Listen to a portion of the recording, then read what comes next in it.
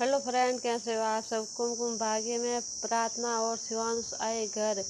और जब शिवांश की बुआ माँ ने दरवाज़ा खोला तो प्रार्थना को शिवांश की गोद में देखकर उनके उड़ गए होश, क्योंकि उन्हें तो ये पता ही नहीं था कि प्रार्थना वापस इस घर में आ सकती है। उन्होंने सोचा कि वो हमेशा हमेशा के लिए चली गई है और शिवांश उसे कभी वापस नहीं लाएगा। शिवांश उसे कुछ बिना बोले ही प्रार्थना को लेकर रूम में चला गया और उसे दवाई दी, लेकिन प्रार्थना के नखरे ख़त्म ही नहीं हो रहे हैं। वो शिवांश से कहती है कि मुझे तुम्हारी मदद की ज़रूरत नहीं है, लेकिन शिवांश उसकी एक भी नहीं सुनता और कहता है कि चुपचाप दवाई लेके सो जाओ। प्रार्थना के बहुत जिद करने पर भी शिवांश नहीं मानता है और उसे वहीं रुकने को कहता है, और जहाँ पर दोनों के स्वीट मोमेंट और नोक झोंक भी देखने को हमें मिलती हैं।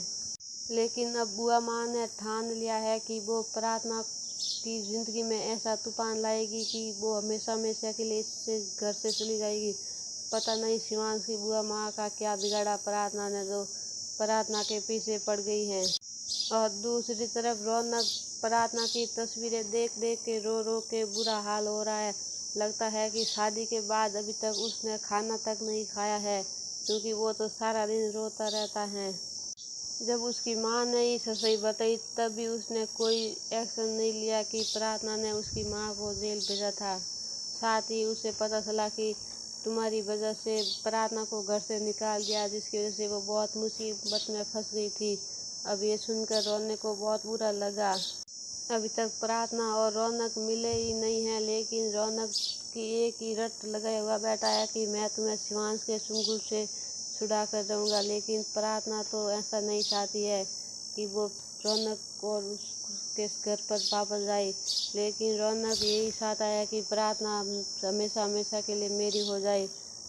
लेकिन अब सबको प्रार्थना और शिवांश की जोड़ी अच्छी लगती है, रौनक की नहीं। तो ये सब नहीं होगा, क्योंकि प्रार्थना शिवांश के ही साथ रहेगी।